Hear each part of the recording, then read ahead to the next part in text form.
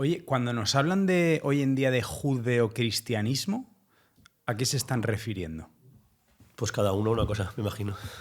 Hombre, vamos a ver, nosotros tenemos en común con los judíos el Antiguo Testamento. Correcto. Entonces, en cierta medida, el Nuevo Testamento es consecuencia del Antiguo Testamento. Lo que pasa es que es una ruptura, es una reinterpretación, todo lo que tú quieras. Pero todo eso lo tenemos en común, que no lo tenemos con ninguna otra religión. Y hay una serie de ideas, o sea, lo de que Dios es creador, lo que tal, hay una serie de cosas que realmente son los judíos y son del Antiguo Testamento, y nosotros los que lo decimos. Entonces, otras religiones, por ejemplo, en el Islam no hay nada de eso. Y, en fin, y no te digo nada si te metes en, iba a decir el budismo, pero el budismo no es una religión, es una filosofía. Y así muchas cosas, ¿no? Es decir, hombre, más en común tenemos con los judíos que con cualquier otra cosa. Los judíos del Antiguo Testamento, claro. Es decir, los israelitas que no los israelíes, que eso es una cosa que la gente confunde. Los israelitas son los del Antiguo Testamento. Y los israelíes son los del Estado de Israel, que no tienen nada que ver, ¿no? Sí, yo creo que la palabra judío tendríamos que dejar de utilizarla porque invita a mucha confusión. Sí. Porque judío en el Evangelio se refiere a los habitantes de Judea. Sí, Claro. Y nosotros, como solamente quedó ese reino, asociamos Judea, pero en el Antiguo Testamento no se habla de judíos, se habla de hebreos y de israelitas. ¿Vale? Israelitas, yo suelo decir israelitas. Entonces, son israelitas y son hebreos. Y Jesucristo, ¿y cuál es el, o sea, para qué es elegido el pueblo de Israel? Para alumbrar el Mesías. Este es el núcleo de la promesa que recorre. Bueno, de hecho es que es la primera promesa que está en el Génesis, ¿no? Que la mujer pisará a la serpiente, ¿no?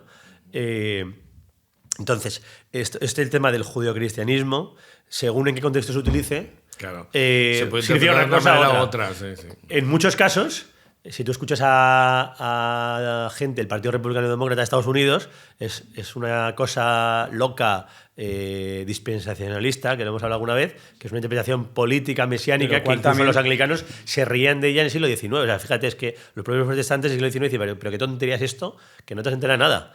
La verdad es que ahora ha triunfado dentro del mundo subvencionado por AIPAC. Pero... Bueno. No, Jorge, si estás en desacuerdo con Pablo, me parece bien. debes rebatirle, ¿eh? Sí, que Pablo se viene arriba y... Que va. No, bueno, oye, avanzamos. Estamos bastante de acuerdo.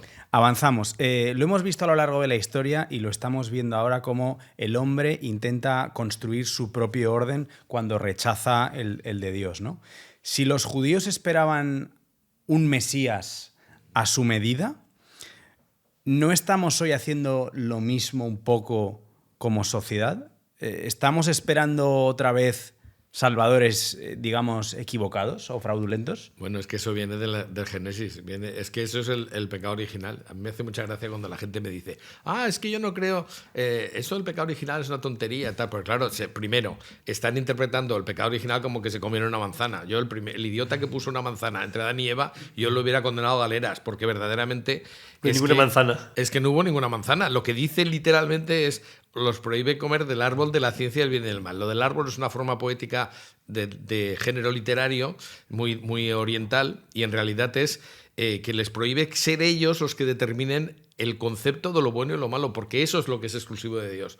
Entonces, cuando tú te quieres poner tú como medio para determinar lo bien, lo bueno y lo malo, entonces tú te colocas como criterio moral de las cosas, y eso es ponerse en el lugar de Dios, es exactamente eso.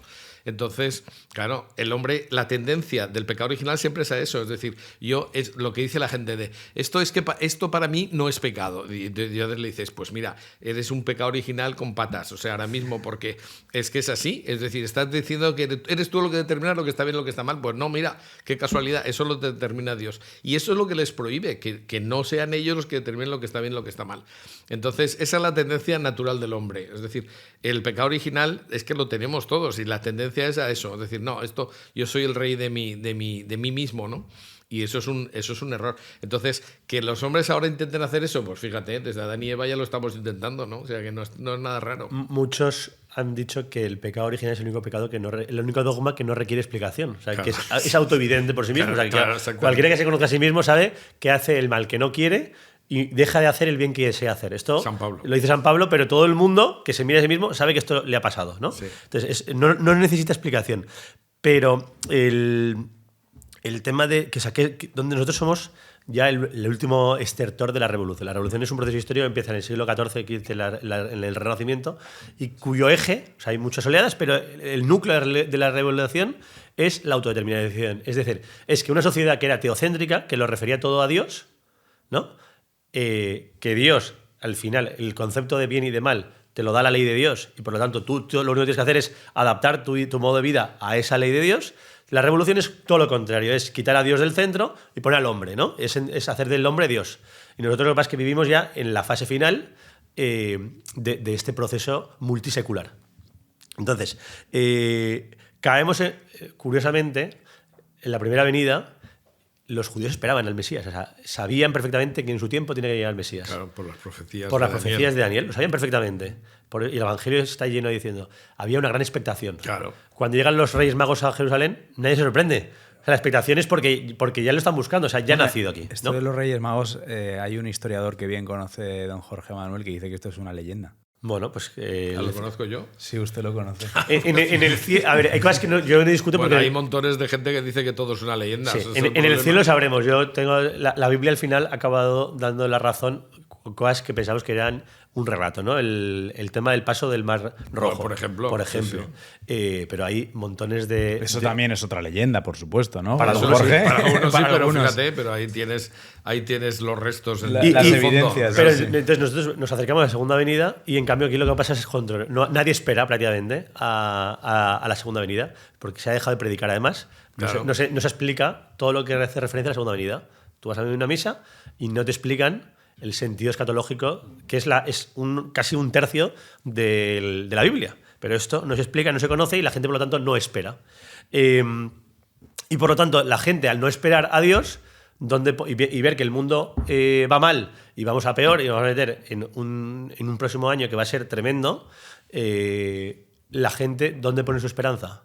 Pues en hombres, ¿no? Porque a la gente le han programado para pensar que todo gira en torno al hombre, que nuestro fin es vivir aquí, vivir mejor, y que de nuestro fin sobrenatural pues no se le predica dentro de la iglesia. Fíjate, sí, perdón, es que, claro, otra de las cosas que soy, aparte de ser licenciado en Derecho, soy doctor en Historia del Arte. Entonces, cuando hice la tesis doctoral la hice sobre la historia de la Sábana Santa y pues uno de los autores que me tuve que estudiar es Belting, que es un historiador del arte alemán, y me hizo mucha gracia porque yo la verdad es que nunca había caído en eso y él lo dice explícitamente, aunque implícitamente lo puedes tener más o menos en la cabeza, pero lo que dice es que la historia del arte empieza en el siglo XVI. Y eso es una cosa muy curiosa que la gente no se da cuenta. Antes del siglo XVI, las obras no tenían autor. Es decir, ¿quién hizo las catedrales?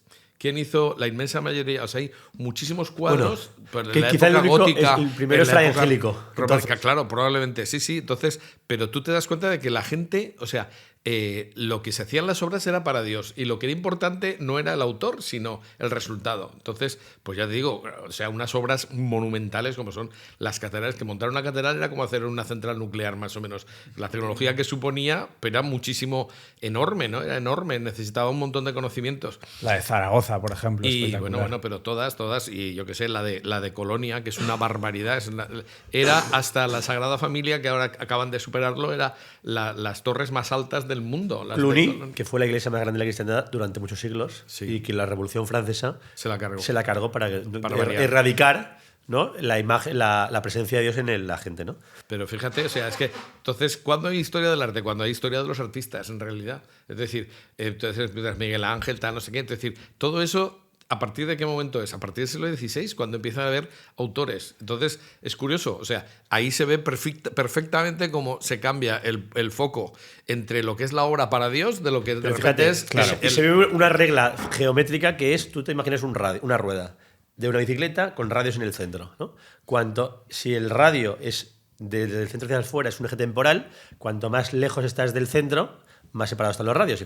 Y en cambio en el centro de la rueda, en el eje, están todos juntos. Entonces, la historia del arte demuestra también como cuando empieza a pasar todo esto, que es una sociedad todavía cristiana y sigue siendo cristiana durante 3 siglos, cada vez menos cristiana, conforme se va haciendo menos cristiana, el arte va degenerando más. Y lo que tenemos ahora, ya dudosamente, en algunos casos se puede calificar como arte. ¿no? En fin, por ¿Por qué? calificarlo de alguna manera. Porque al final el arte, todo este arte, la historia de arte es la historia, son expresiones de belleza, ¿no? La poesía no es, o sea, la poesía que es hacer la escritura y la literatura de una forma más bella, más sonora, ¿no? Las canciones, salvo algunas cosas modernas también que también están degenerando, es una cuestión de armonía, ¿no? y de hacer un ritmo y algo que sea melodioso y que sea bonito.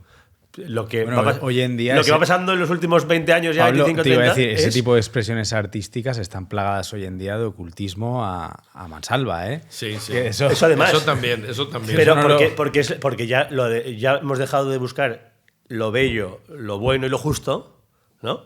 Por lo falso, lo feo y lo injusto. Entonces, al final, son las 3 características de Dios, ¿no? Que son lo bueno, lo bello y lo verdadero. Entonces, ahora estamos en... Es que el arte lo que tiene es que representa muy bien el espíritu humano de cada época. Entonces tú ves cómo está el arte de cada época y te das cuenta de cómo estaba el espíritu, ¿no? Entonces, un arte horroroso demuestra un espíritu totalmente degenerado en la gente. No es la gente está en el tontería. psicólogo. Claro. Es la evidencia que la gente va al psicólogo.